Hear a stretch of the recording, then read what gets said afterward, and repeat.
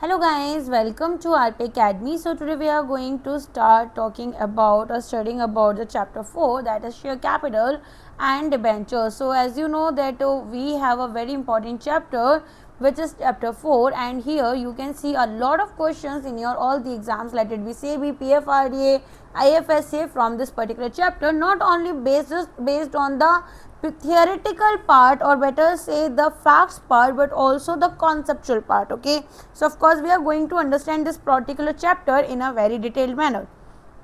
So now let's begin with our session. So first of all we are going to study about what? We are going to talk or study about what is a share, and then we are going to talk about that how the share capital things work, and then we will be studying that what is provided in your section 43, 44 and remaining sections in the Companies Act. Okay, so let's begin with the class. So first of all, can someone tell me that what is a share? Okay, for your definition, if you consider that you are going to teach me or you are just going to tell me a basic definition of a share, so how will you define a share?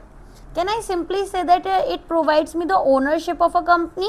Of course, but that does mean that it is a share? Of course not. See, here you have to understand that it is the smallest unit of ownership. What is it? A share is a smallest unit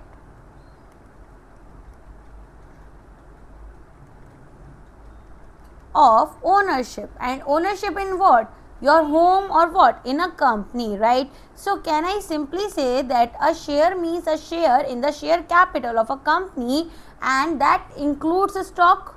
So here it is saying that in the Companies Act under the section 284 clause, it is defined as a share is what? A share is a share in the share capital.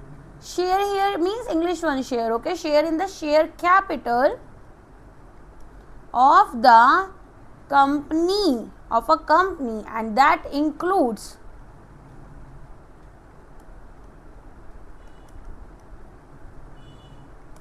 a stock, right?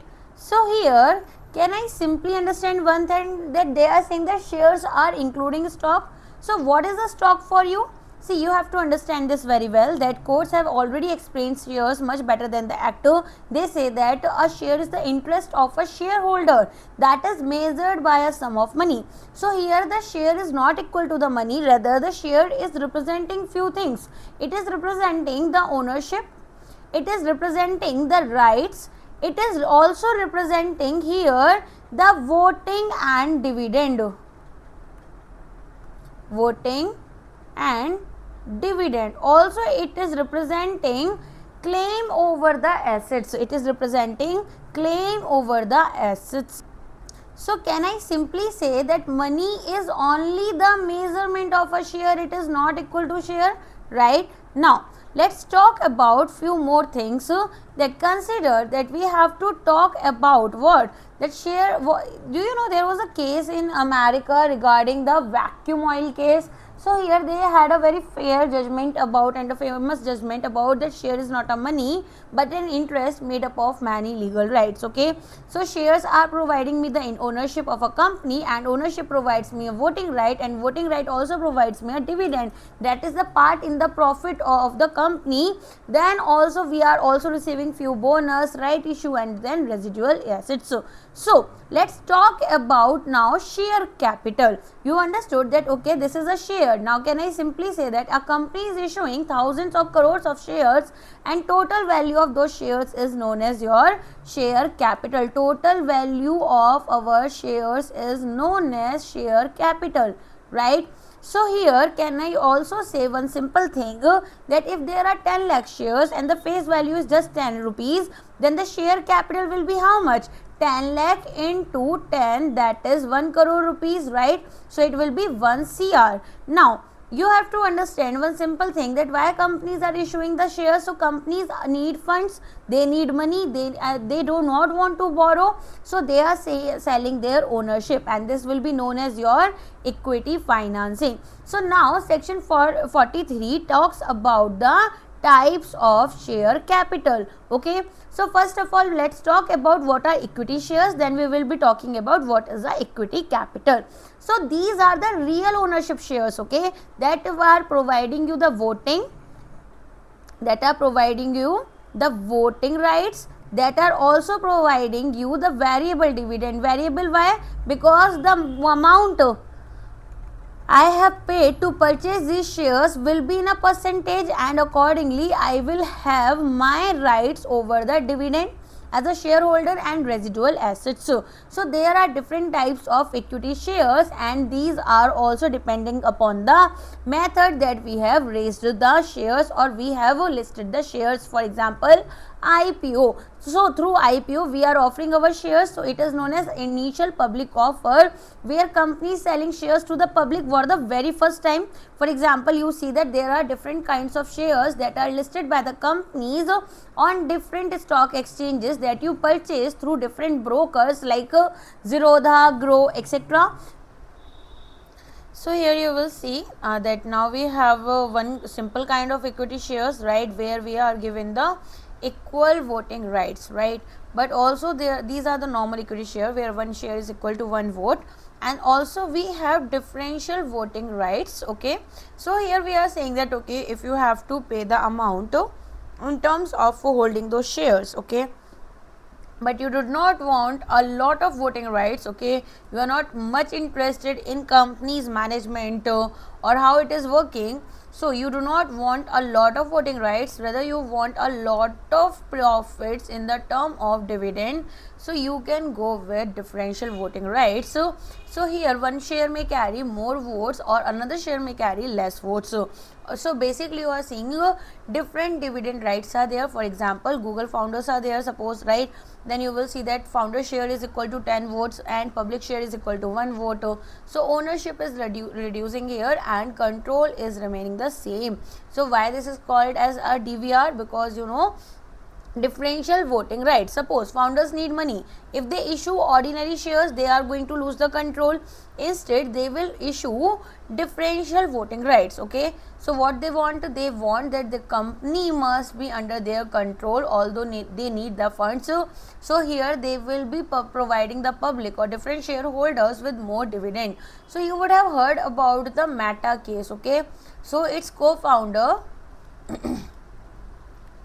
had already lost his ownership rights in Meta. Okay, so with many founders these things happen because when company is raising a lot of fund, for that they have to give up their equities, and while they are giving up their equities they are also losing the control over the company. So instead that they go with the normal equity, they are issuing DVRs, investors are getting economic benefit and founders retain the decision making. Understood? So now you will see here the cornerstone of corporate ownership is structurally divided into shares with uniform voting rights and shares with differential rights as dividend, voting or otherwise structurally aligned with corporate rules. Now talking about preference shares, see what is happening in the preference shares. You are getting a preference over the payment of dividend. So here you are getting preference in two concepts. So what are these? Consider that a company has issued preference shares as well as equity shares. Now, if it has to pay the dividend, who will have the first right over the dividend? The preference shareholders. Okay. Now, consider that the company has not paid any kind of dividend in last 2 years, but there are few of its shareholders who have cumulative preference shares. Okay.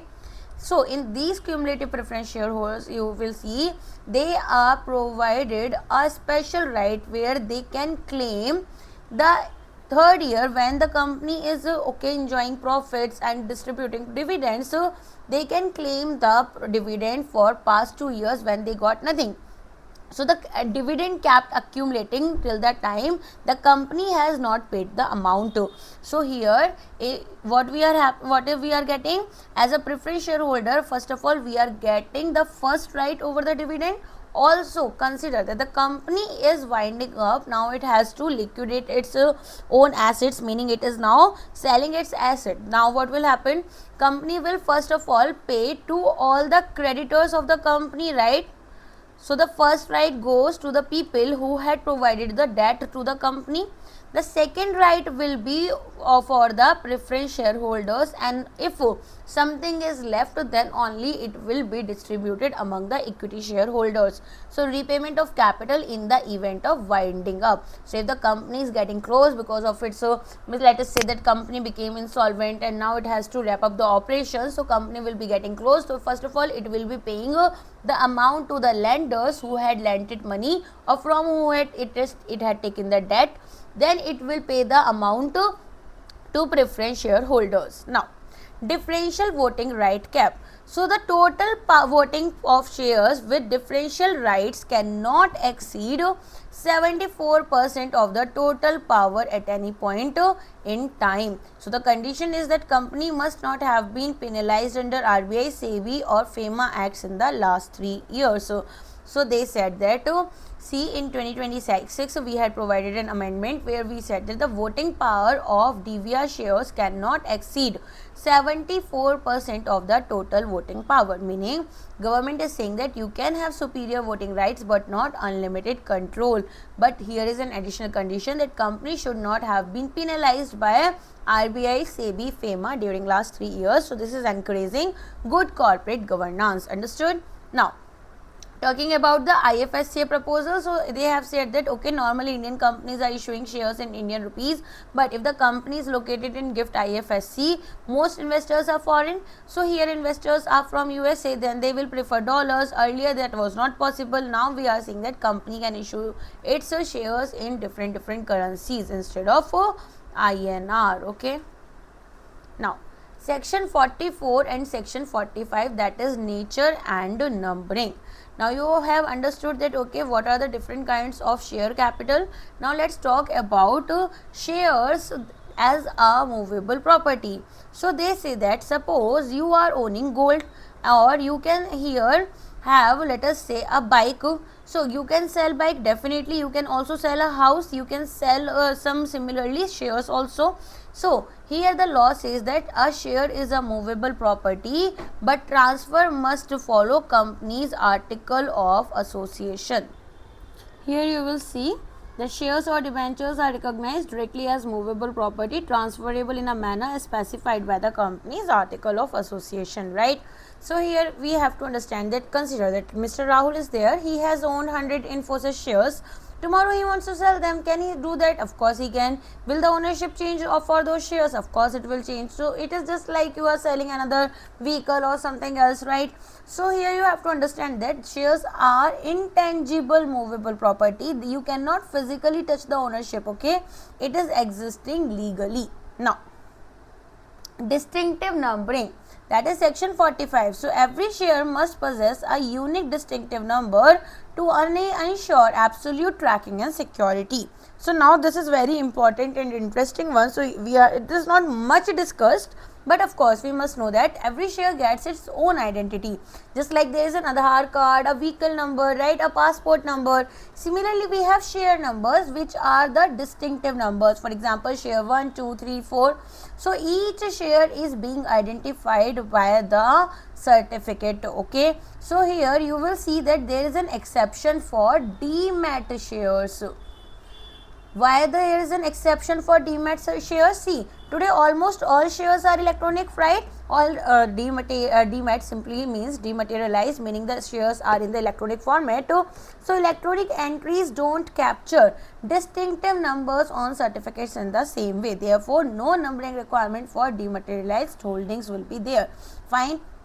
So here the requirement is waived if the shares are held in a dematerialized form.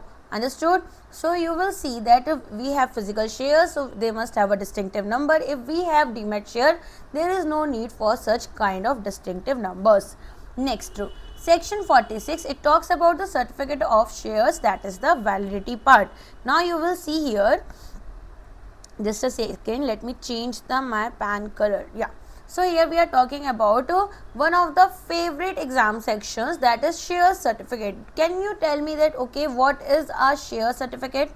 Does someone know that what is a share certificate? See, Think of just like a property registration. When you buy a land, you get the registry.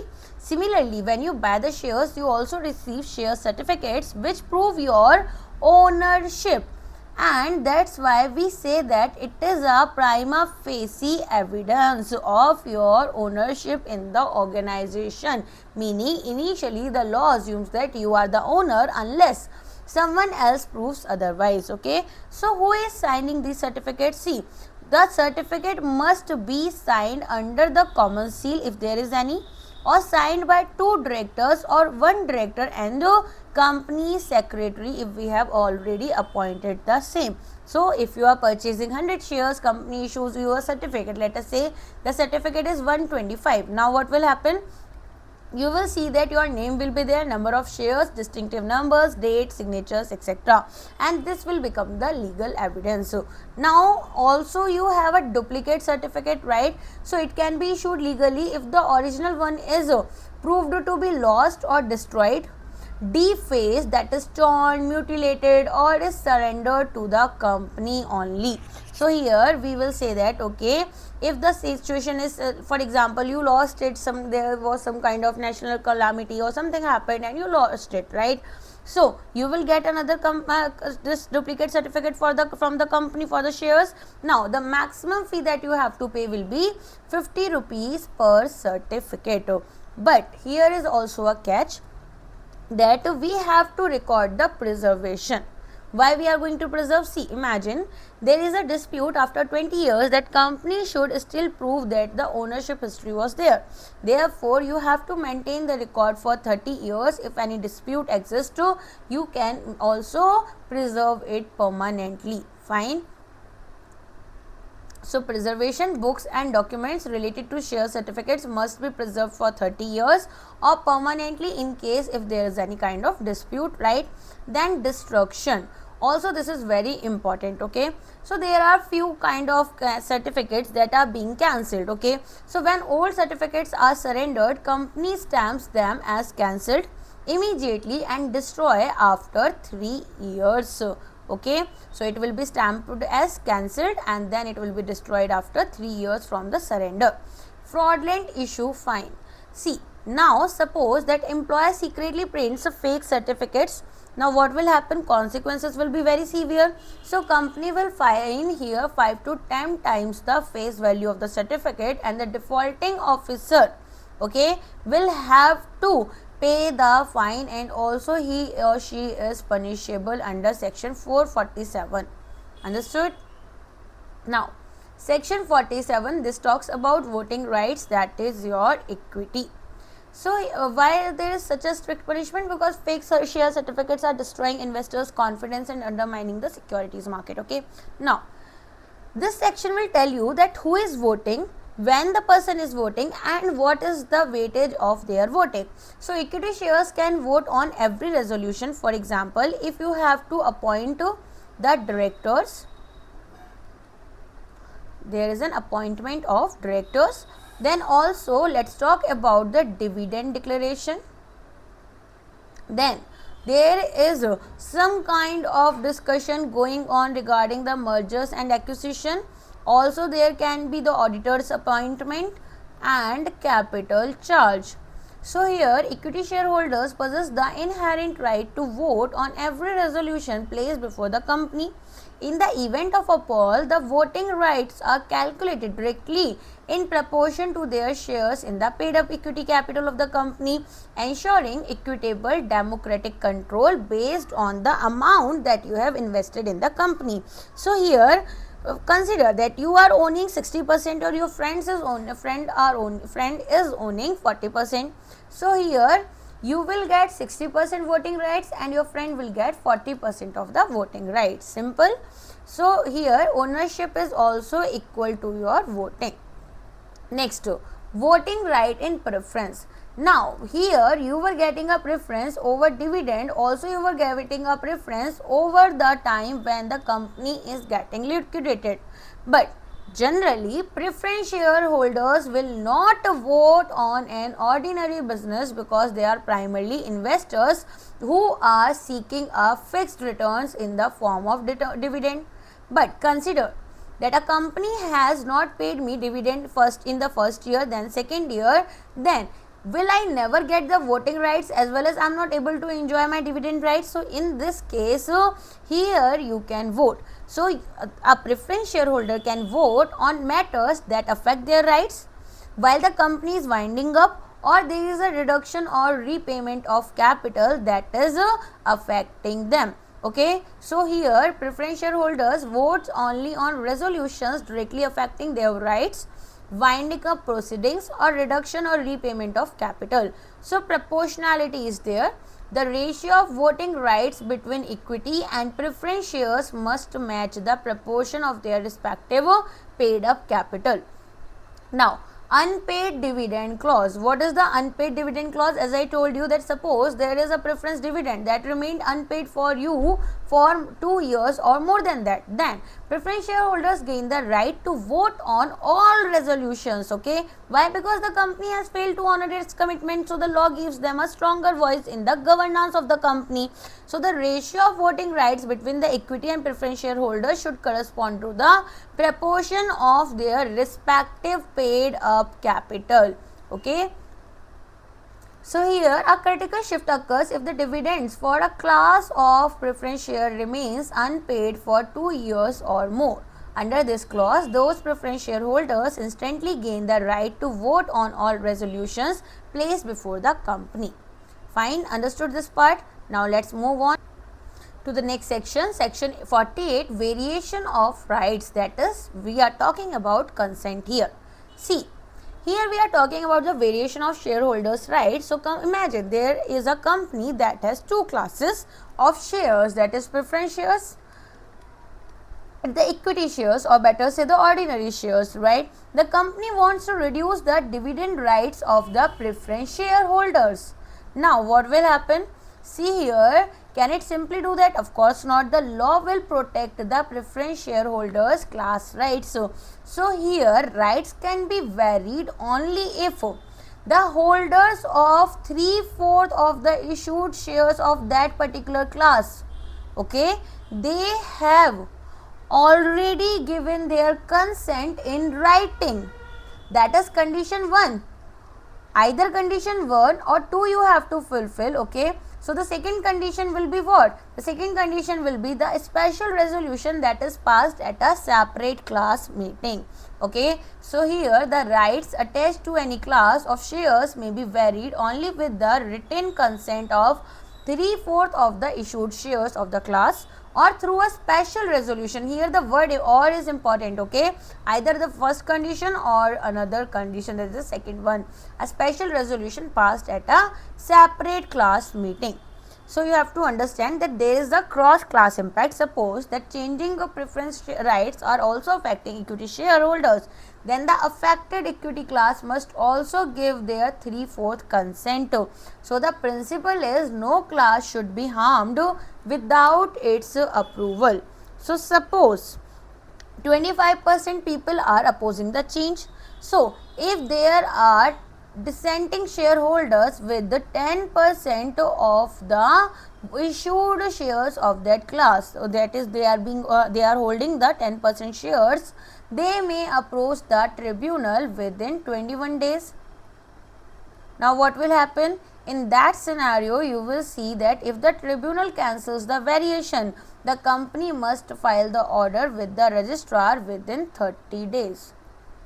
So here, if a variation intrinsically affects the rights of another existing class of preference shares, the strict consent of 3/4 of that affected class must also be independently obtained. Okay, so if the tribunal cancels the variation, the company must file the order with the registrar within 30 days. Understood? So here you have to understand that first of all, we will take the holders of 75% or 3/4 of that class consent in writing, or special resolution is passed at a separate class meeting. Now suppose changing preference rights also affect equity shareholders, then the affected equity class must also give a 3/4 consent to. So here, if you want that if the dissenting shareholders are holding at least 10% of the issued shares of that class, they may approach the tribunal within 21 days. So Article of association provisioning, what does it say? It says that the variation is only permissible if the provision is for such variation is contained in the memorandum or article of association, or in absence of such provision it is not expressly prohibited by the terms of issue. Okay, so you have to remember these points. Now let us move to section 48, appeals and dissent part. So tribunal's intervention. Dissenting shareholders are holding 10% or more of the issued shares of the affected class who did not consent to or vote for the variation. They may apply to the tribunal to have the variation definitively cancelled.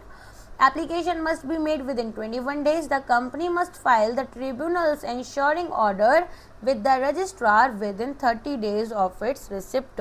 Okay, understood? So here 10% dissenting shareholders can go to the NCLT and also file an appeal within 21 days. Now, call on shares.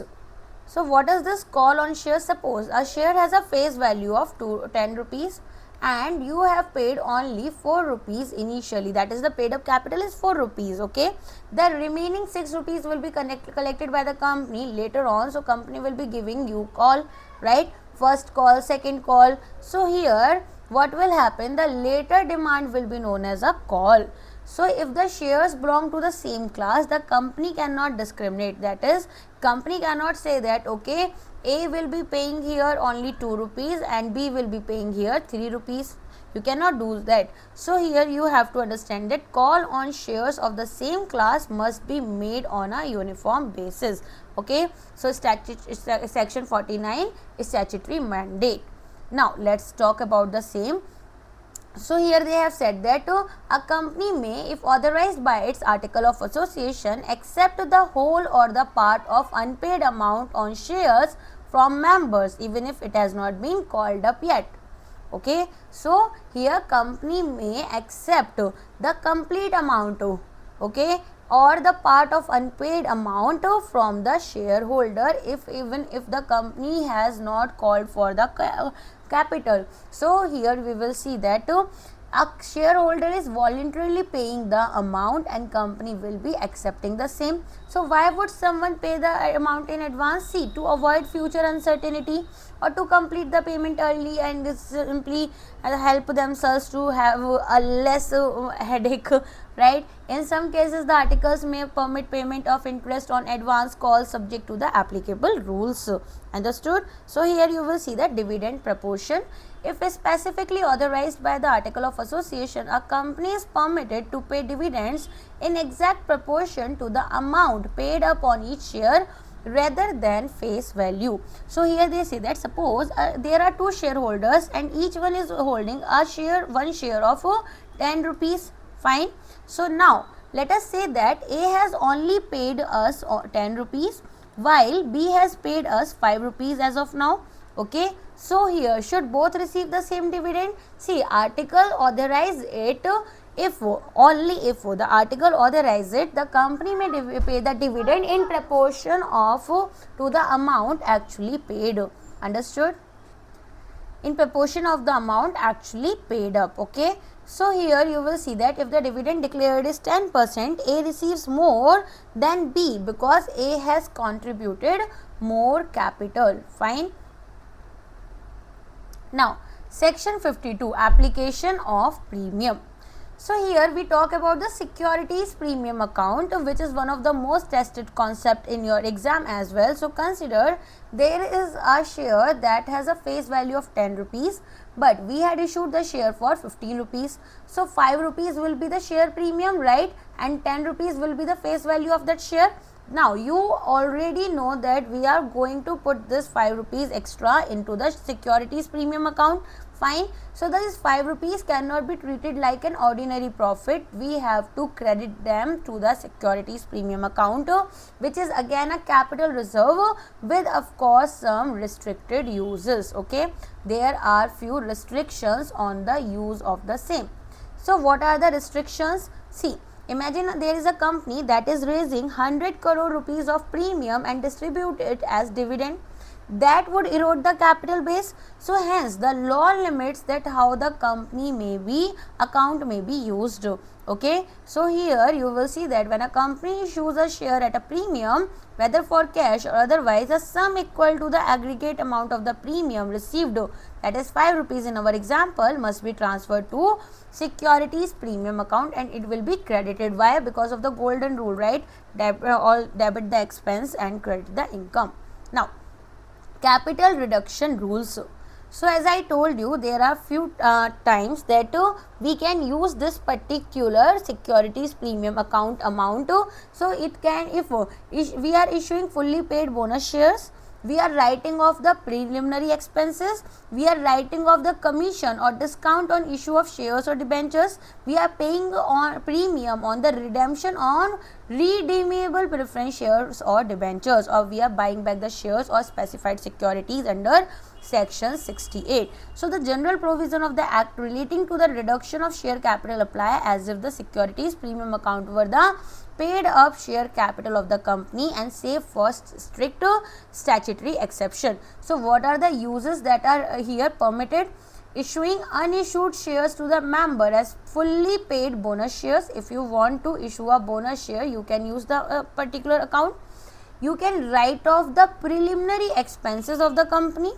You can write off the expenses or the commission that you had paid or the discount you had allowed on any issue of share. Let us say a share that was worth 10 rupees, you have issued it for 9 rupees. So for that 1 rupee, you can use this securities premium account amount.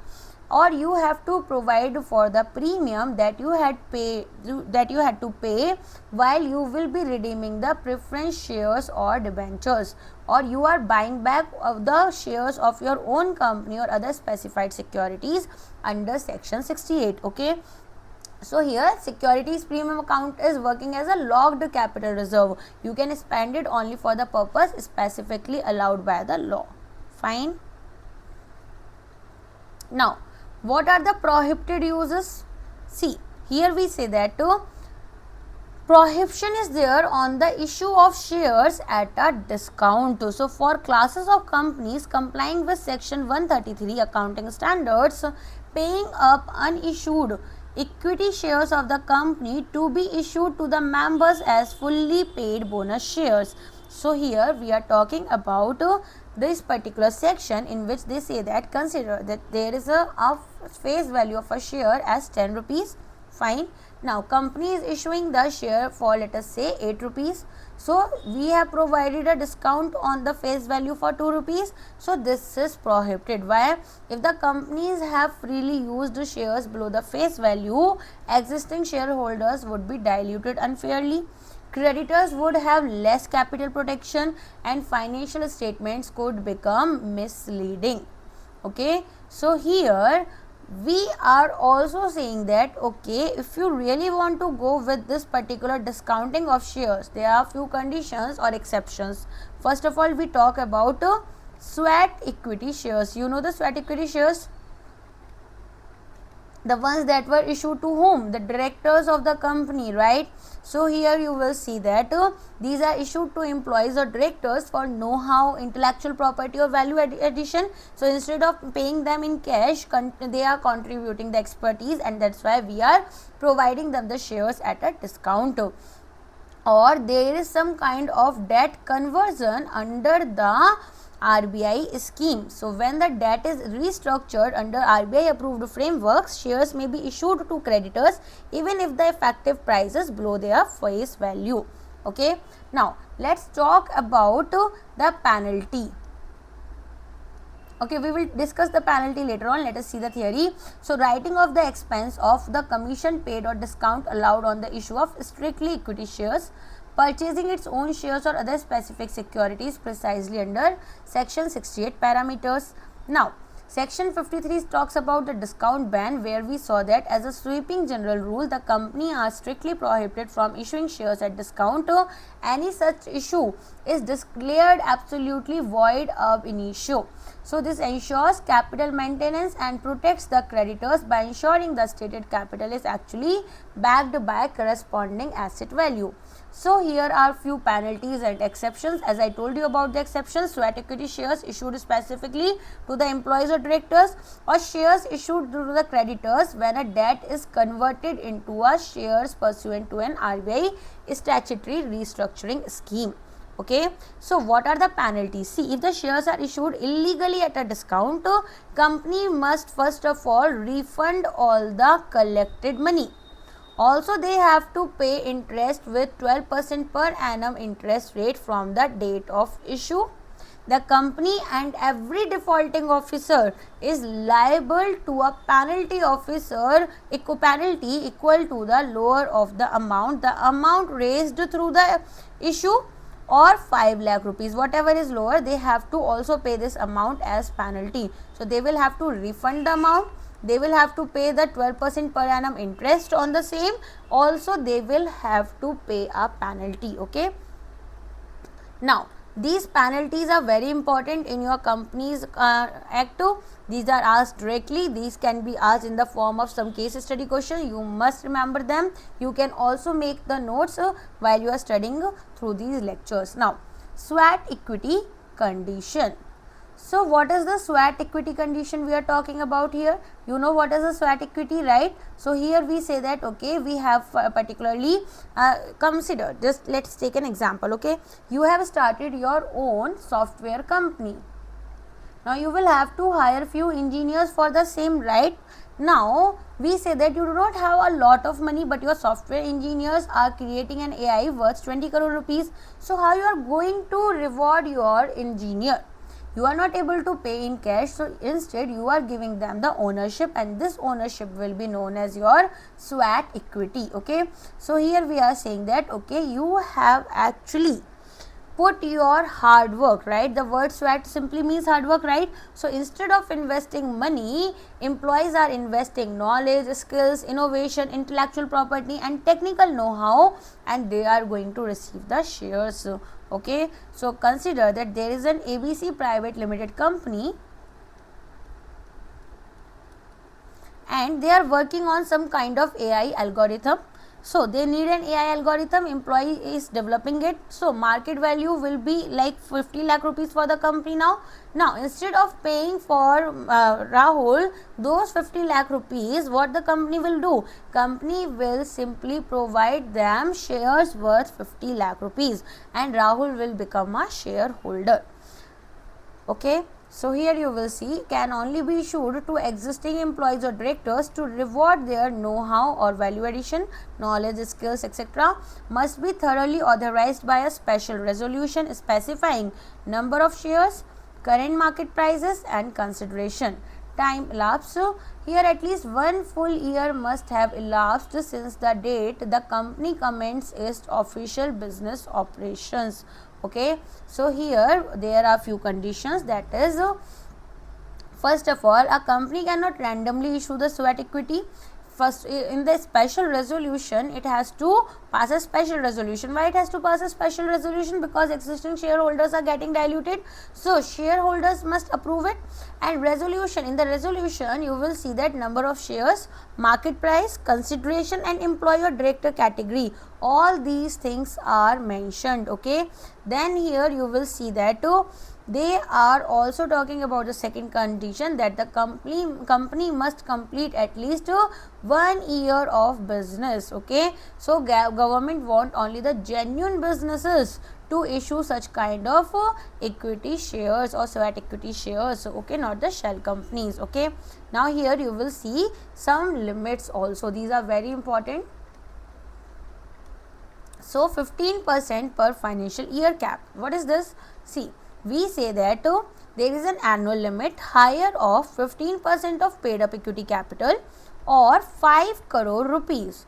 Okay, so we are saying that whichever is higher. So for example, if the paid up capital is 20 crore rupees, then 15% of 20 crore rupees will be equal to 3 cr. Which is higher, 5 cr or 3 cr? 5 cr is higher. So we are going to issue the shares worth 5 crore rupees. Okay, understood? So overall limit, if this is the annual limit, talking about the overall limit, at no time can SWAT equity exceed 25% of the paid up capital. Okay, here this government says that you cannot convert the company entirely into employees ownership, but we have provided some relaxations to startups. So a recognized startup can issue up to 50% for 10 years, okay, from their incorporation date. So what is the reason? Startups usually lack the cash, and that's why they compensate talent through the ownership. So absolute cap is 25%. Annual cap is 15% of the paid up capital of 5 crore rupees, and for the startups it is 50% of the paid up capital for a duration of up to 10 years. And you know very well that under DPIIT, if we are recognizing any company as a startup, its registration is also logged in for 10 years maximum, right? Now you have to understand that there is a lock-in period, that you cannot sell for 3 years. Why? Otherwise the employee could immediately sell those shares and leave the company. So government want the long term commitment from the employee, so you have to maintain a form SH3 registry, okay. So sweat equity shares are strictly non transferable for a mandatory lock-in period of 3 years. Right?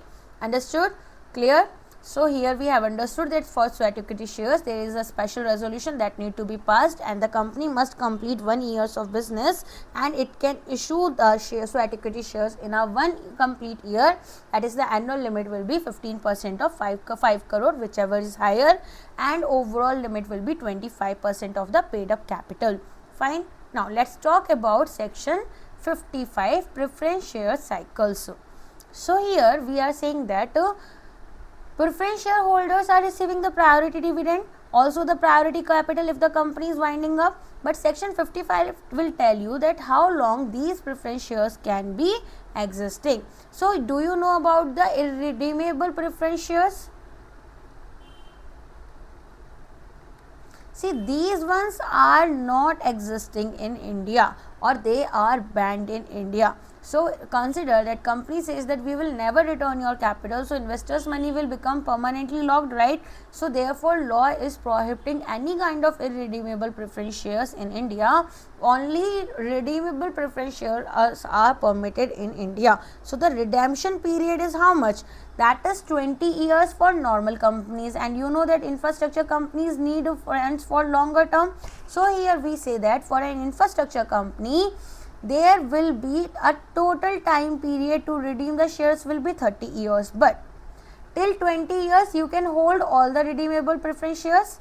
From 21st year till the 30th year, each year you have to sell at least 10% of, or you have to redeem at least 10% of the preference shares. Okay, so 10% into 10 for 10 years, it will become 100%, right? So here we are saying that redemption period is maximum 20 years, but for infrastructure projects like road, port, railways, power plants, they often require 25 to 30 years to generate returns. Therefore government will permit more than 20 years subject to annual redemption of prescribed percentage. Okay, so no companies limited by shares is legally permitted to issue irredeemable preference shares. Here all preference shares must be securely redeemed within a maximum period of 20 years from issue. Can exceed 20 years for infrastructure projects pending a prescribed percentage of annual redemption. At option, the extended redemption process happens at the option of the respective preference shareholders. Okay. So here we are saying that there are 3 conditions for the redemption. Company cannot redeem partially paid shares. Why? Because company itself has not recovered the full money. Second, can redeem the shares from its profits or the fresh issue of shares. For example, you have issued new preference shares, you are using the same money to redeem the old preference shares, or you can use the capital redemption reserve. So this one is very important. Consider that company is redeeming, let us say 10 crore rupees of shares using the profits. Now paid up capital of the company will reduce. Creditors will become less protected. Government says that transfer 10 crore rupees to the capital redemption reserve. So capital will remain the protected one. So why we are talking about this CRR only? See here, the capital, for example, let us say there is a capital of 100 crore rupees. We have redeemed 20 crore rupees of shares. So then capital will become 80 crore. So this is not good for creditors, right, who have provided us loans. So instead we are doing one thing, that we are actually reducing the capital and increasing the CRR. So overall capital protection will continue. Fine. So redemption prerequisites. See here, we have to understand few things. First of all, I am just giving you an example also. Suppose that there is a share that is issued at 100 rupees. Now it has been simply redeemed at, let us say, 110 rupees.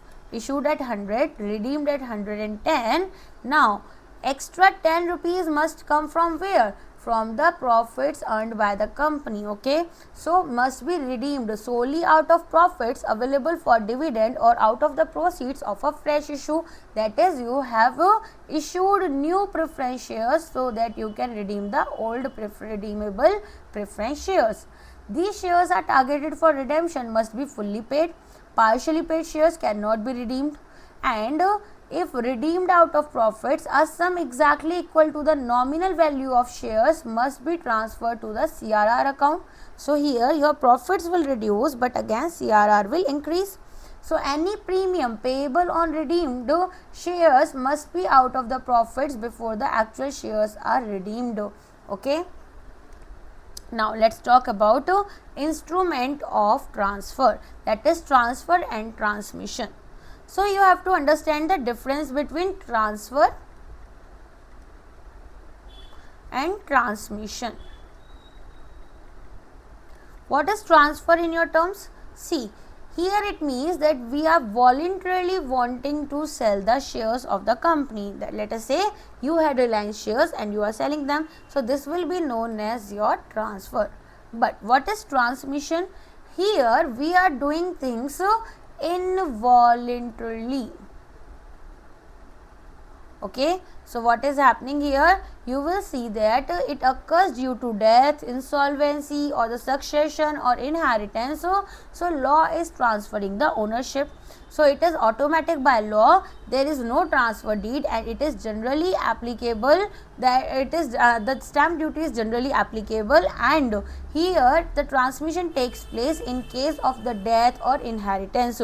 So transfer instrument must be proper, stamped, dated and executed. So it must be transferred, duly stamped, dated and executed by both parties, must be delivered to the company within 60 days from the execution date alongside the physical share certificate or allotment letter. So here why we are saying 60 days? Because we do not want any old outdated fraudulent transfers. Now you know that there might be some partially paid shares as well. So we say that this, suppose there is a seller that is transferring partially paid shares, so buyer may not know that these shares are partially paid. So future calls will remain. Company therefore informs the buyer that okay, buyer has 2 weeks now to object. Okay, company will be informing about the partially paid shares to the buyer of the new shares. Okay, and he will be having, or he or she will be having, a 2-week window to object on the same. Fine. So here we also have some share certificate time limits. So this is very important. So 2 months will be for subscribers. Okay. So from the date of incorporation for the initial subscriber to the memorandum. Then for allotment, again you are going to have 2 months from the date of formal allotment for entirely new share allotment. Then 1 month. 1 month is for whom? For the transfer of shares from the receipt of the completed transfer transmission instrument, and 6 months from the date of allotment strictly. So here you will see this is the time period for debentures for any company debentures issued. Okay, so here we have share certificate time limit, that companies must provide the share certificate to the subscriber within 2 months. Okay, for the allotment within 2 months. So For the receipt of complete payment of transmission or transfer instrument, 1 month, and 6 months for the debentures. Now, IFSC rules and penalties. So, you know very well about IFSC, right? So, they say that everything must happen within 60 days, otherwise there will be a penalty, okay? So, here you will see that IFSCs are subject to simplified compliance framework. They must deliver all certificates, let it be shares, subscriber, allotment or debentures. It must be uniform 60 days across all issuance and transfer scenarios. Default penalties.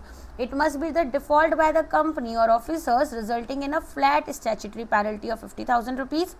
Crucially, any fraudulent transfer initiated by a depository invoke severe liability directly under the section 447. Okay. So, 50,000 rupees of the penalty, and fraudulent will be under punishable under the section 447. Now, punishment for personation. Now, this is also very important as well as interesting. Suppose that Rahul pretended to be Amit and collects the dividend. So, this is known as personation. Now, there will be a punishment from 1 to 3 years, and the fine will be from 1 lakh to 5 lakh rupees. Okay. Refusal of transfer. Okay, this slide is not visible. Just give me a minute. Let me make the changes. So, refusal of transfer. Now, the slide is clear, right? So, can company refuse the transfer? Sometimes yes, because private companies here you will see that their articles are often restricting the transfers, because company refuses that here what is happening, in a private company very small number of shareholders have the company's ownership, right? So, here you must notify within 30 days, and appeal can be filed within 30 days after the notice, and if there is no notice, appeal can be filed within 60 days from the delivery. Okay. So, notice requirement: must send notice of refusal within 30 days of delivery. Transferee appeal within 30 days of receiving the notice. Transferee appeal within 60 days of the instrument delivery. For a public company, must send notice of refusal within 30 days of delivery, within 60 days of receiving the notice, and within 90 days of instrument delivery. So, here for a public company, transfer should normally be free. If you want to file an appeal, that must be within 60 days after refusal. If there is no notice, 90 days will be provided. For a tribunal order, if the tribunal order is ignored, there can be a jail for 1 to 3 years, and fine will be 1 to 5 lakh rupees. Okay. Let's wrap up today with this particular part. In the next class, we will be studying about the other sections and other parts. So, that's it for the day, and let's meet in the next class, where I will be teaching you the second part of share capital and debentures. It is a lengthy lecture. In the Hindi sections also I had taught you with the 2 class. So, I hope you like the lecture. If you like the video, you can simply like the video, hype the video, comment about the video. If you want anything else, you can tell us about the same.